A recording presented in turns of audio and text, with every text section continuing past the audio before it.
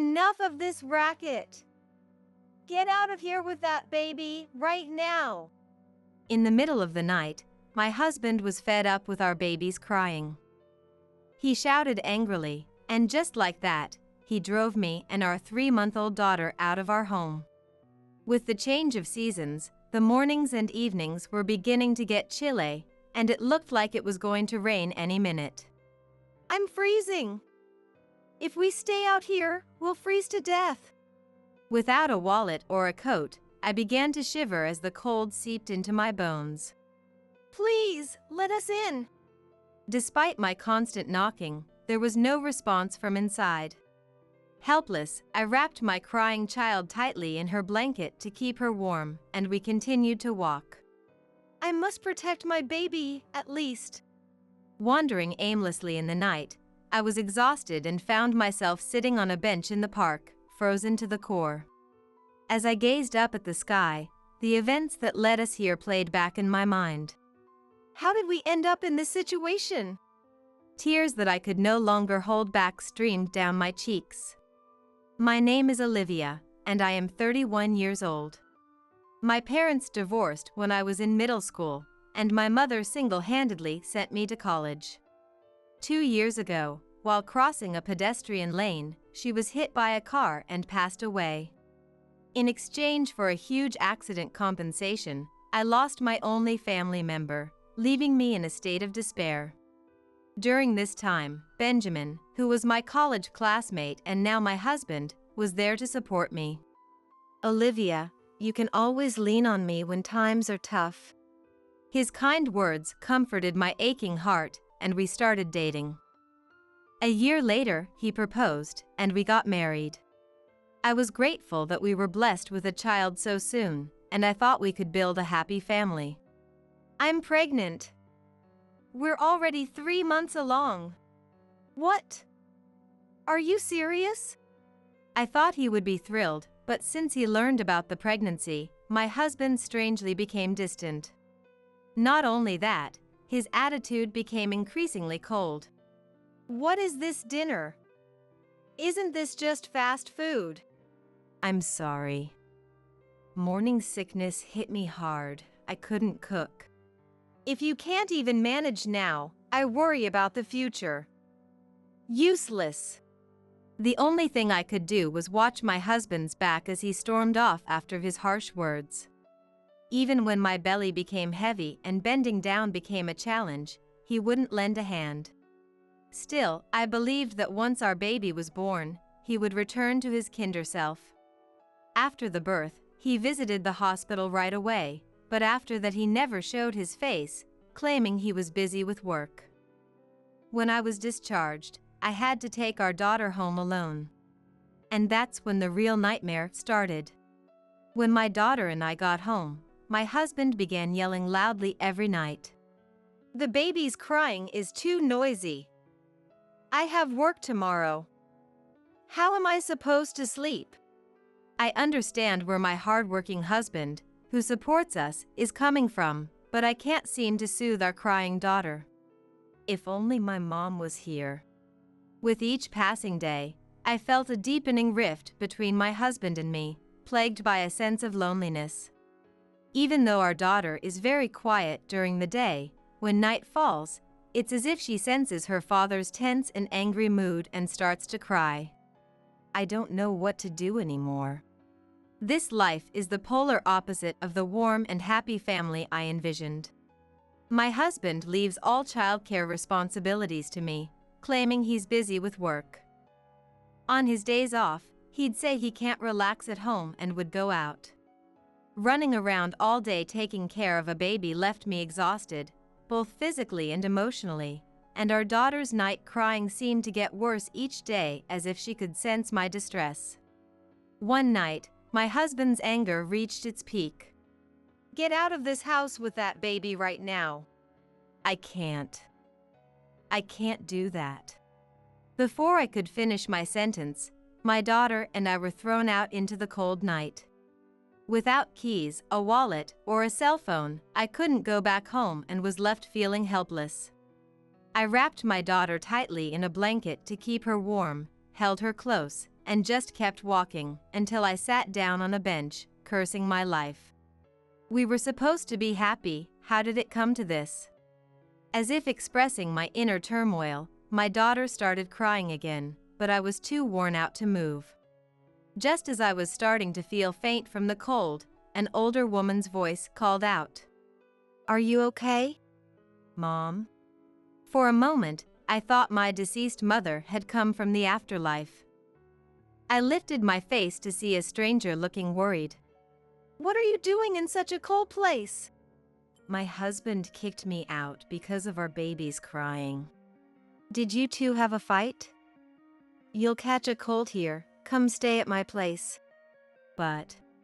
As I hesitated, not sure if I should impose on a stranger, she took my daughter from me, started soothing her, and my daughter suddenly became cheerful. "It's okay, don't worry. Let's go somewhere warm for the baby's sake." Upon entering the house, my daughter was gently wrapped in a soft blanket to ward off the chill. "Drink this to warm up." She even offered a warm glass of hot milk. My daughter, nestled in her arms, started to sleep peacefully, her gentle snores echoing in the quiet room. I can't believe it. No matter how much I tried, she just wouldn't calm down. It can be quite tough if you're not used to it. I recently became a grandmother and I've been taking care of the little one occasionally. Maybe that's why I've become so sensitive to a baby's cries. I'm glad I decided to check on the noise. Looking closely at the woman, her gentle smile tugging at the corners of her eyes, she was around the same age as my mother. The warmth of her atmosphere allowed me to feel at ease for the first time in a while. "I'm sorry for intruding like this." "It's okay. We should help each other out in times of need. Do you need me to take you home? Do you live close by?" "No, I might just get thrown out again." Seeing me stumble over my words, she kindly offered me to stay until morning.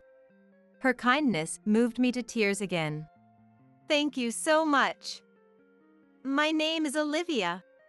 "Wait a minute, isn't your baby's name in?" "Yes, but how did you?" Turns out, this woman was Jackson, my husband's direct superior. She had sent us a gift when our daughter was born, so she remembered Anne's name. I was surprised at the coincidence and regretted complaining about my husband to her. "We're always grateful for your help. The thing is, my husband has been busy with work lately and he seems quite tired." "That can't be right. Your husband has been on parental leave for the past 2 months. "What? But he says he goes to work every day. He even said he has work tomorrow." "Tomorrow is a holiday, the office will be closed. I wonder what he's up to." I had no idea that my husband, who I thought was always working, was actually on vacation. However, I did notice a sense of excitement on the days he was supposed to be at work. Ever since I got pregnant, my husband's behavior has changed, and I've been feeling something off recently. As I wondered how to investigate my husband's actions, Jackson suggested an idea. "Why don't you check his social media? You can use this computer." She pointed to a computer in the corner of the room and turned it on. I gratefully accepted her offer and started scanning my husband's social media. To my shock, I found a pile of photos of him and another woman. He must have thought I was too preoccupied with parenting and housework to ever notice. They look like a couple, don't they? That's Ava. She worked at our company for only 3 months and recently quit. No way. Although I had a hunch, I was too overwhelmed with my first experience of motherhood to consider it seriously. However, realizing he was truly having an affair was more shocking than I had anticipated. Do you know her address? Her contact information? I'm sorry. I shouldn't have mentioned her name. It's personal information and I can't disclose it. Oh, right. As I deflated, Jackson comforted me. I'll do everything I can to help with anything else. Hey, isn't this the Paris Hotel? I know it's a fancy place, and you've been here several times. Do you have that much money? True enough, there were numerous photos on social media of my husband and his mistress, the woman, indulging in luxury dining at the renowned Paris Hotel. As I was on maternity leave, there was no income, and my husband hadn't saved any money since we got married. There's no way he could have such disposable cash. No way, this can't be happening. With a prayerful heart, I checked my bank balance online and found that my savings of $250,000, which I received when my mother died in a car accident, had been halved. I was so shocked that I was unable to move for a while. What's wrong? My husband has been using my savings without my permission. I hadn't touched it at all because I was planning to use it for our daughter. Looking back, I had left my debit card in the card case with my husband when I was hospitalized for childbirth. Since that day, he hadn't visited me in the hospital even once. And the first time he withdrew from my savings was the day I handed him the debit card. I, who trusted my husband, thought he had locked it in a safe and didn't doubt him. I can't forgive him. He's been using my beloved mother's inheritance without my permission. We must punish the lying cheater. And the best way to do that is to secure evidence. With a smirk on his face, Jackson handed me a digital camera. The next day, as we watched from the car Jackson was driving near our house, my husband, humming a tune, hopped into his car and drove off. He doesn't even worry about our daughter and me. Instead, he's making a fool of himself by being so excited. As expected, my husband's car arrived at the Paris Hotel.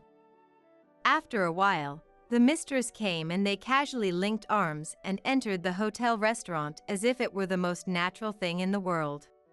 I asked Jackson to look after our daughter and sat quietly in a seat behind them. I've had enough of Olivia's stubbornness. Finally, I kicked her out last night. Now if she files for divorce, I'll get the compensation she received from her mother's car accident. If things go well, I might even get the alimony from the divorce trial. He. You're a bad man. Your wife doesn't even realize that you're after her money. Since her mother passed away, I've been very kind to her so that she'll never find out. But having a child was an unexpected obstacle. Listening to my husband's unbelievable words, my head went blank from the shock. Unaware of my feelings, my husband, swinging the key to the hotel room, heads for the elevator with the woman. When I secretly followed them, even though it was just a brief moment before the elevator arrived, the two of them began to hug and even start kissing. Even though I was prepared, seeing the affair in action was painful. A chill ran down my spine at my husband's voice, saying, "This is a pre-celebration for kicking Olivia out.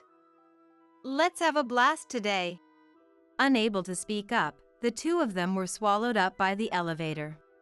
Left behind, I was so frustrated that I couldn't say anything, and I was overwhelmed with sadness and despair. I couldn't stand and fell to my knees right there. At that moment, the sadness that dominated my heart began to turn into a desire for revenge. It's too cruel to betray me like this. I can't just let this go. That evening, timing my return for when my husband got home from work, I made my way back to the house. Well, look who's back. I'm sorry. I'll do whatever you say from now on. Please, let me back in the house. To tighten the noose around him, I decided to play the part of the obedient wife for a little while, quelling my rising anger. Fine, from now on I'm not giving you any living expenses. Do whatever you want. Understood. Without uttering a single word of disagreement, and not mentioning divorce, I was clearly annoying my husband. Despite his continued horrible attitude, I kept tolerating it. And while my husband pretended to be at work but was meeting his mistress, I was searching the house for evidence of his affair. I found several receipts for hotels and meals in his bag and suit pockets, but that alone seemed like weak evidence. So I traced his social media under the woman's name, and her identity was finally revealed. 2 weeks later, all the preparations were ready, and I once again visited the notorious Paris hotel. The two of them were nonchalantly having dinner and getting cozy in public as they did before. I approached them as they were about to get on the elevator. "What are you doing here?" Why are you here? I'm obviously here for a work meeting. Quickly shaking off the arm entwined with his mistress, my husband, looking guilty, tried to escape. That's odd. Today's a day off, isn't it? Hearing my strong, sharp voice, he turned around in surprise. What? Jackson? You're supposed to be on parental leave, right? How come you're working? Well... My husband, looking pathetic and flustered, had never dreamed I'd be with his boss. His mistress, the woman, also seemed quite surprised and was at a loss. Hello, Ava. Long time no see. Yes. The mistress called by name seemed nervous and unsure of what to do, looking down. The strange atmosphere was palpable, and I could feel the surrounding people staring at us. Since we're drawing attention, let's move this to the room you guys booked. Unless you want me to scatter these photos around here, is that okay? As I showed the photos that proved their affair to my staggering husband, he quickly grabbed my arm and pulled me into the elevator. Jackson caught the fleeing mistress and brought her along. Why are you with Jackson? The day you kicked me out, I had nowhere to go and was sitting in the park when Jackson heard our daughter crying and invited me in. Seriously? It goes to show you can't do wrong and get away with it. Upon entering the room, I dumped all the evidence I had gathered onto the table, leaving the two of them in shock. What? These photos? I was here the day after you kicked me out of the house. It was shocking, but I took these as evidence of your affair. That's low. That's my line. Lying about work to meet your mistress and even taking parental leave, how despicable can you get? My husband had no words for me, silenced by what I'd said. But I still had more to say. I'm aware you used my savings without my consent. That money was a legacy from my mother. That's our shared property. I don't see an issue with me using it. What? It's not shared property. It's mine and mine alone. Really? Is that so? Yes, it is. So, you will return the $120,000 you used. Come on, we're married. Let's not get into such tedious matters. Exhausted by his indifference, I swiftly pulled out the divorce papers from my bag and slammed them on the table. I'm fed up with you. Fill out these divorce papers immediately. That's a leap, don't you think? Didn't I hear you say you wanted me to bring up divorce? I played a recording of a conversation we had during a previous meal. His unbearable words echoed throughout the room. Give me a break. Not a chance. To think you approached me just for my money. It all became clear after I heard our conversation from that day. That's why you became so cold all of a sudden. There's a lot to this situation. I don't want to hear any excuses or lies. Pay me $20,000 for the affair, $10,000 for all the times you mistreated me, $120,000 for the money you took from my savings, and $110,000 for child support until our daughter turns 20. That's a total of $260,000 in one lump sum. What? What mistreatment? You kicked me and our daughter out of the house in the middle of the night and didn't provide living expenses. He clearly didn't expect his actions to become grounds for financial restitution in a divorce proceeding. Sweating profusely, his desperate plea for calm was pitiful. Just calm down. Let's talk this out. Don't mock me. And don't think you're out of this either. I'll be seeking $20,000 in damages from you too. When I pointed at his mistress, she turned pale. I have to pay too? Of course. But in return, I'm divorcing him. So you two can be open about your relationship. That should be a relief, right? This is a problem. I'm sorry. Forgive me. My desperate husband apologized while his mistress was speechless, her mouth gaping open. I took the house keys and card case from my husband's bag. I sold the house that was in my name. Jackson reported everything to the company, and it seems you're going to be fired. When I told your parents about this, they were absolutely furious. They're considering cutting ties with you. So you've lost everything, haven't you? Please, spare me this one time. I'll be a good husband, I promise. My husband's plea, his face a mess of tears and snot, was the most pitiful sight I'd ever seen, and it completely wiped away the last shreds of compassion I might have had for him. It's absolutely pathetic that he thought such a lie would work on me. We turned our backs on the sorry spectacle of those two and left the room. My husband was officially fired, losing not just his home but his workplace too. I didn't want to see my husband ever again, so I arranged for a divorce through a lawyer. I demanded compensation for the divorce, the money he had squandered, and child support. His parents were furious with him, and since he couldn't pay all the compensation in one go, his father forced him to work in a mine. He would have his wages garnished to pay me back. I got an immediate payment of $20,000 from his mistress. My daughter and I left the house we'd been living in, bought a small apartment, and started our new life. The moment we started living here, my daughter's night crying stopped completely.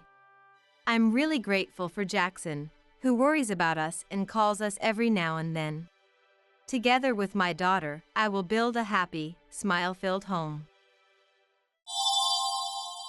Stop being a baby just because you're pregnant. John was clutching his glass on the table, about to throw it at me. I covered my stomach with my hands, trying to protect it, and closed my eyes. When I opened them, Harper was crouching in front of me. Harper was holding her head with her hands. Blood was seeping from her hands. Harper, lying on her side, was looking at me. Sis, take this. Harper handed me her smartphone. I nodded firmly and took it. This would be our weapon. I'm Mia, 29 years old. I quit my job due to my pregnancy and became a housewife. My husband John and I were colleagues at the same company and got married after a company romance. What brought us together was our mutual hobby of stock investing. Many people invest and save for a better life, but it's rare to find someone who considers it a hobby. We clicked because of our unusual hobby. After many niche dates, we felt secure in our future and decided to get married. After marriage, we lived in a modest apartment close to our workplace, but after discovering my pregnancy, we decided to move in with John's family. John's father David had passed away 3 years ago, leaving behind his mother Grace and his sister Harper, who were living in a spacious house that seemed too large for just the two of them, so John and I decided to move in. Although it was a bit far from work, the house was spacious and had recently been renovated, making it a comfortable home. Grace was kind, and she welcomed me with a smile when we first met. Harper seemed shy and someone who was hard to read, giving off a plain impression. When Grace found out about my pregnancy, she was overjoyed, saying, "Thank you for getting pregnant with John's child. I'll support you as much as I can," and celebrated grandly. When we decided to live together, she said, "Let's have fun living together. which made me feel that there wouldn't be any mother-in-law and daughter-in-law conflict in this house. Looking back, I was mistaken, and this was the beginning of my hell. On the first day of living together, Grace showed me around the house. Grace had always been considerate towards me, always saying, "Thank you for being with John," whenever possible. My friends were against me living with my in-laws, but I wasn't worried at all. My only concern was whether I could get along with Harper. She was always looking down and never made eye contact when speaking. Honestly, it was hard to understand what Harper was thinking, and I found it creepy. She's just shy. Harper is delicate but very skillful with her hands. Grace and John both seemed very considerate of Harper. John bragged about Harper, being proud of her and adored her unusually. According to Grace, Harper would only ask to send a package once or twice a month and usually stayed in her room. She had been reclusive since high school and was not employed. However, she seemed to contribute generously to the household expenses. John's family was a bit strange but a good family, and I felt happy to be a part of it. That happiness lasted until we moved in. That night, after moving in, I was busy unpacking and didn't notice John had returned. I heard a loud voice from the entrance. It seemed like John was angry at the entrance. John, prone to complaining, often found fault with shop clerks and delivery personnel. Assuming he was complaining about damaged moving boxes, I headed to the entrance. "What's wrong? Why are you yelling? Did something break?" "It's not that. The man of the house has returned. Come greet me at the entrance." I was stunned by John's selfish remark. "What?" John seemed irritated by my lack of response. "Don't mess with me. When the man of the house comes home, you're supposed to greet him at the entrance. It's common sense." I was frightened by John's anger and apologized. "Sorry.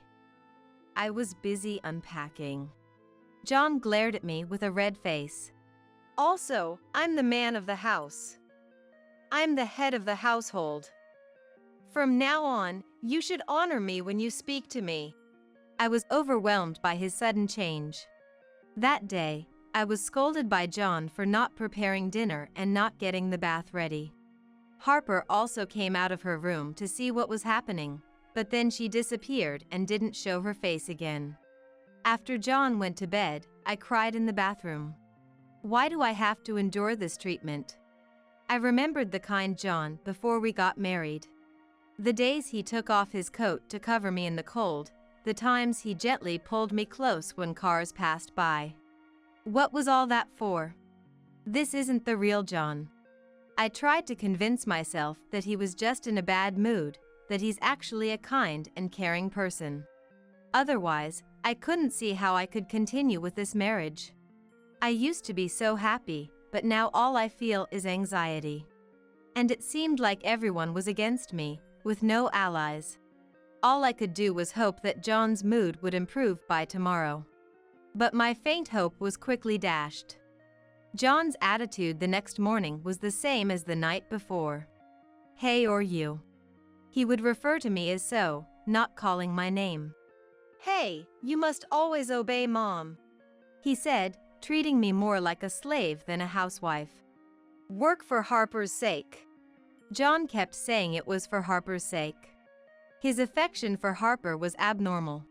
While John was smiling at Grace and Harper, he never showed me a smile. His gaze was always cold towards me. I started to have severe morning sickness around 5 months into my pregnancy, making it difficult to move. Whenever I lay down on the sofa, John would invariably scold me. "Hey, what are you lying down for?" "I feel sick from the morning sickness. Please let me rest a bit." "Morning sickness? That's nothing serious. You're not working, so the least you could do is keep this house clean." Hearing John's irritated voice made the cramps in my stomach feel worse. I was probably tensing up from stress. I knew it wasn't good for the baby, so I tried not to provoke John. If I woke up even slightly after John, he would yell at me. If he found me dozing off, he would start shouting. I was always under surveillance by John, feeling uncomfortable every day. I even thought about divorce, but I couldn't muster the courage for the sake of the baby. John had a good public facade, seen by others as the perfect husband and father.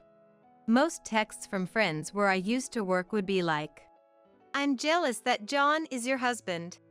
John was a trusted employee at the company, good at his job and taking care of his juniors. So he was relied upon by his boss. I couldn't argue and just replied nonchalantly, but the text I received the other day was unbelievable. John was saying that you became selfish and that you're giving him a hard time ever since you got pregnant. You better appreciate you have a good husband, or you're going to be punished.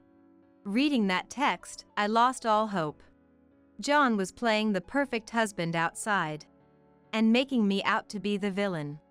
Everyone saw his kind facade, but his real face was that of a selfish man. I complained about John to my parents, thinking my mom would understand, that she would comfort me. Maybe she would suggest coming back home to give birth. But my mom took John's side as well. She was completely deceived by John. I was lectured instead. I couldn't even go back to my parents' home. For the sake of the baby, I had no choice but to endure and keep living. But John wasn't my only enemy. Isn't this soup a bit too salty? Are you trying to make me sick? For some reason, Grace's attitude towards me changed, and she started ordering me around as well. Ever since John changed, Grace began to harass me. Every day, Grace would nitpick and make sarcastic comments. "The way you fold the laundry isn't how we do it here. The bathroom isn't cleaned properly." I'm sorry. I had no choice but to obediently follow Grace's words. But when I first met Grace, she had said, "I'll support you as much as I can." Where did that go? Was I foolish to believe those words?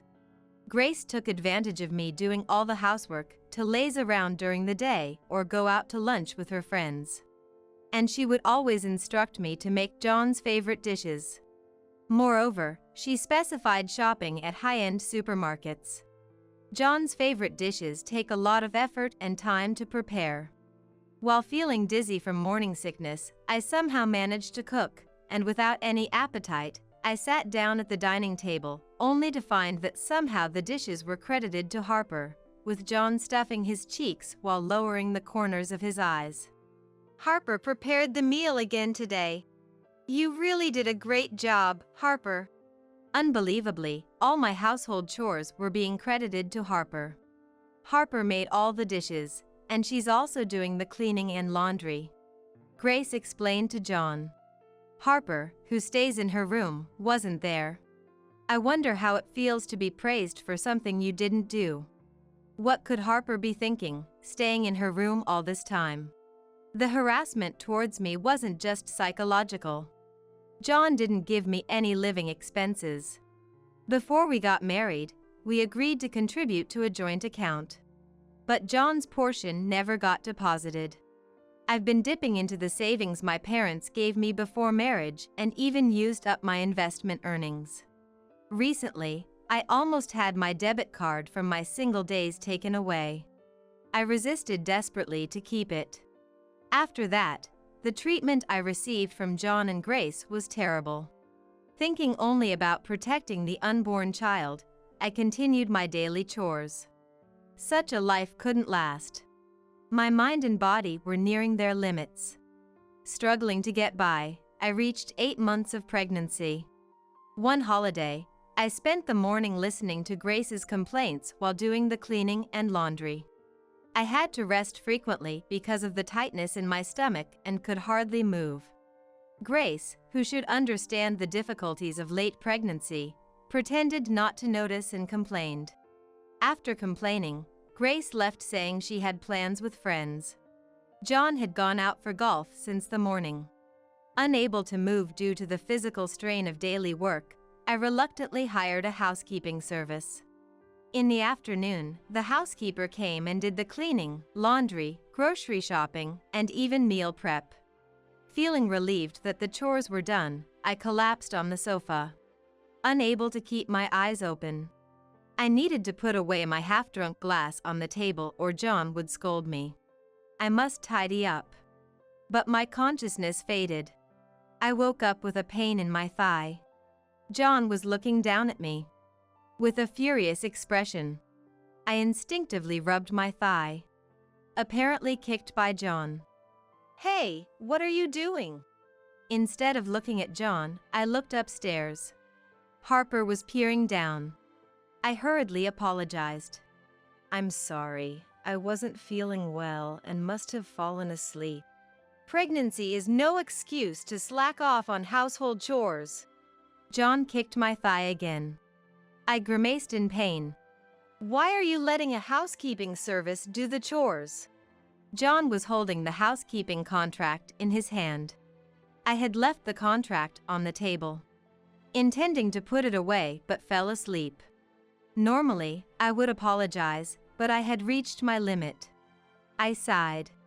I'm 8 months pregnant and have been warned of the risk of preterm labor due to strong abdominal tightness.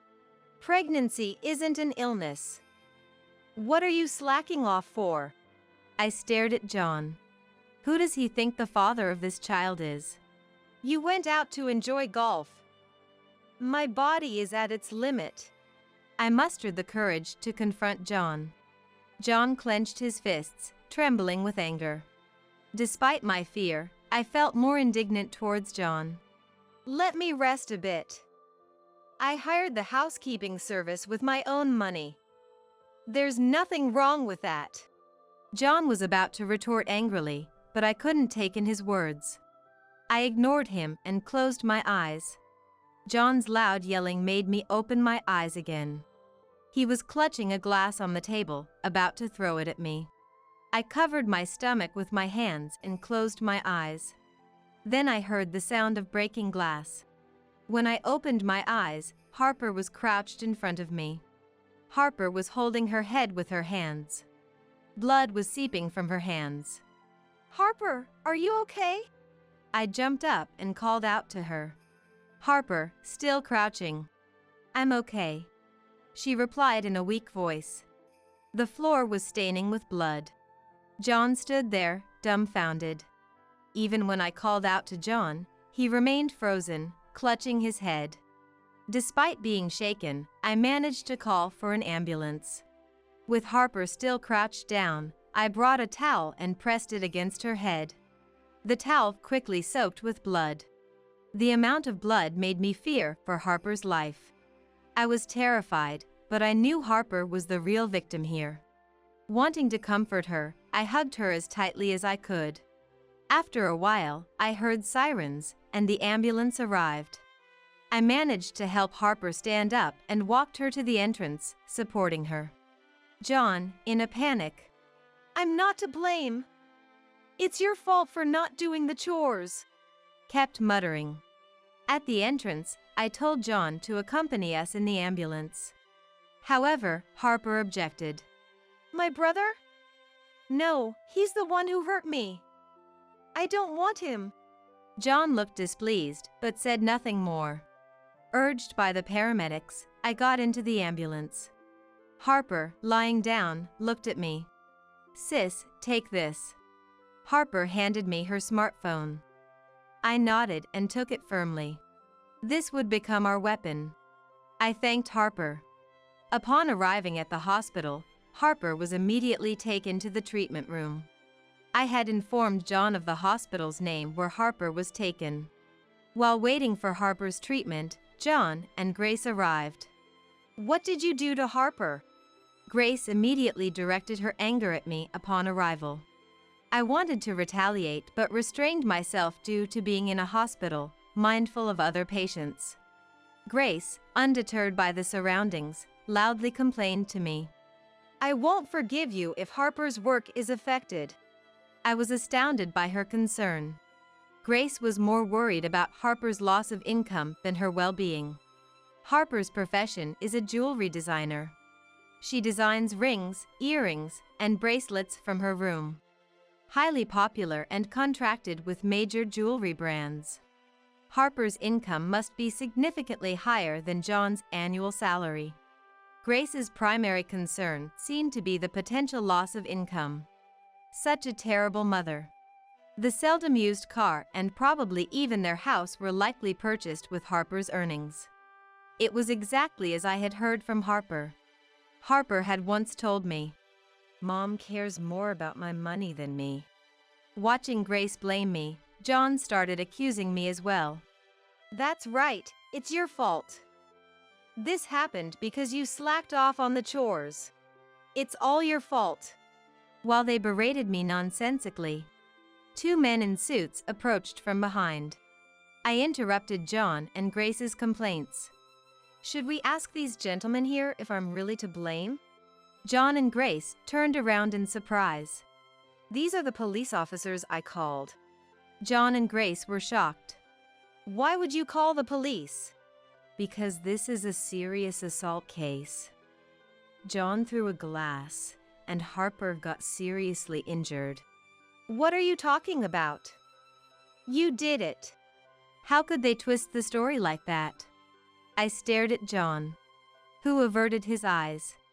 Sighing, I began playing a video on Harper's smartphone that I had received. The video captured me being kicked by John and everything up until I called the ambulance. Watching the video, Grace turned pale. She looked at John. John, what is this all about? John remained silent, head down. Grace turned to me. Why do you have Harper's phone? Harper gave it to me to protect me. To protect you? What do you mean? Explain. Grace demanded, trembling.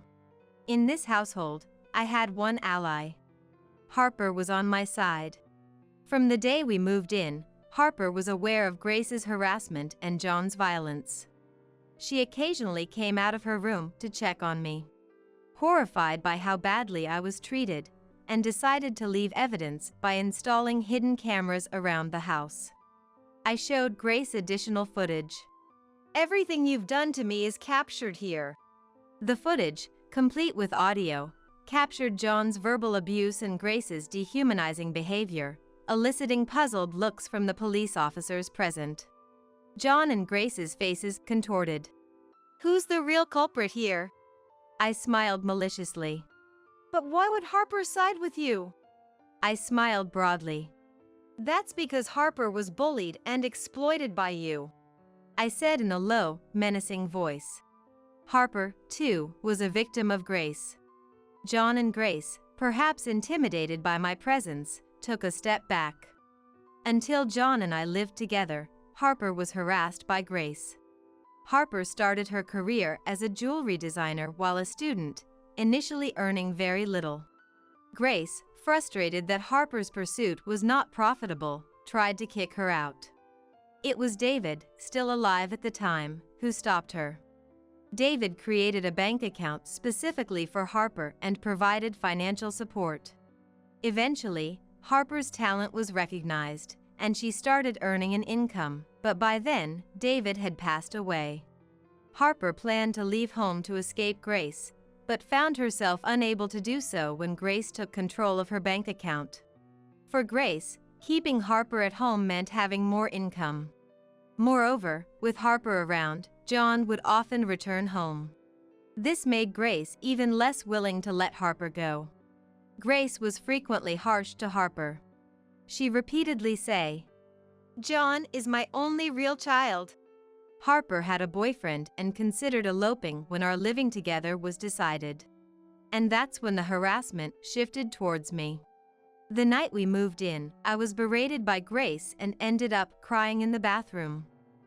That was when Harper approached me. I never thought she would bully a pregnant woman. That person is a devil in human form. Will you join me in defeating the devil? From that day on, our joint struggle against Grace began. The smartphone Harper handed me in the ambulance became our weapon. Grace was flustered by the incontrovertible video evidence. John stood frozen, trembling. At that moment, the police approached John and Grace. Let's hear the details at the police station, they said in a cold, impersonal tone. John turned to leave, but the police blocked his way. I haven't done anything wrong. I have no obligation to go, said Grace, trying to push past the police. Then, the treatment room door opened, and Harper, with a bandage on her head, came out in a wheelchair. Are you okay, Harper? I'm fine, brother, Harper replied without looking at John and asked the police to take them away. Please take these two to the police station quickly.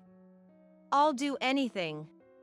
Testify, provide evidence, you name it. Harper glared coldly at John and Grace. The police took John and Grace by the arms and led them away. Are you okay, Harper? I rushed to Harper after the police took John and Grace away. Yes, I'm fine. Just a small cut on my forehead, Harper said, smiling at me. I smiled back, relieved. Head bleeds easily. And I'm just in my wheelchair for a precaution since I injured my head. I'm glad it's not serious. Harper couldn't be discharged until the test results came out and had to be hospitalized for the day. As I was about to go back for our things, Harper's boyfriend, Michael, arrived. Michael was shocked to see Harper in the wheelchair and hugged her, half crying. Harper, reassured, also cried. I quietly left the room, not wanting to intrude. The next day, Harper was discharged after the tests showed no serious issues. Harper and I returned home together. Michael, worried, followed us. Grace and John had not yet returned. We decided to search for Harper's debit card, thinking it was our only chance. In the afternoon, John and Grace returned. Seeing me sitting on the living room sofa, they immediately started accusing me. How could you? Yeah, because of you, Mom and I got lectured at the police station, John said. I stood my ground, retorting. After all, I had strong allies by my side. Be glad you weren't filed a complaint against it. You even led my sister astray. I'll never forgive you for this. Then, Harper and Michael came down the stairs. Who's been led astray? John, seeing Harper, was taken aback. Harper held the debit card in her hand. Grace's expression changed instantly when she found it. John, Mia wants to give you something. Harper hinted at me with a look. I presented the divorce papers in front of John. You're not seriously thinking of divorcing me, are you? Yes, I am. John clutched the divorce papers tightly. Enough with the jokes. Just sign it. It's more manly to just fill it out quickly. I've always thought you and Mia weren't a good match. What do you mean? Mia is too good for you. Now, hurry up and write. Like under a spell, John placed the divorce papers on the living room table and started to fill them in. John, who used to verbally abuse me and treat me like a slave, was now doing exactly as his sister had said. I can see why Harper called John creepy.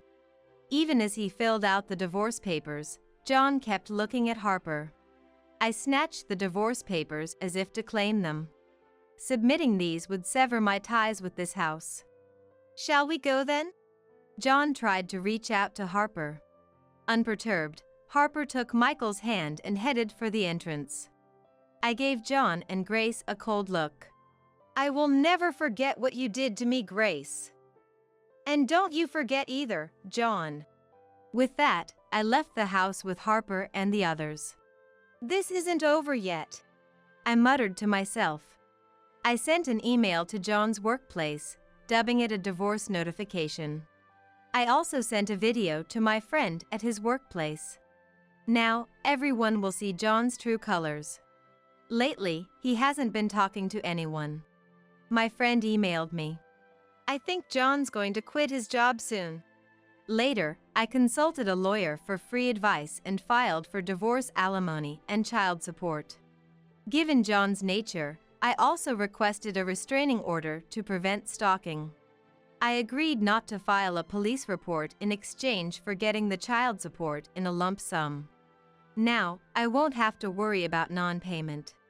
John didn't come near me thanks to the restraining order, but I heard he came begging to Harper. John ambushed Harper on her way home, crying and clinging to her feet. John directed all his anger at Grace. It's your fault Harper hates me. Mia leaving is also your fault.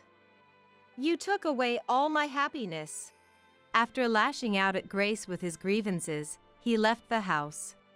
Harper told me that Grace had contacted her.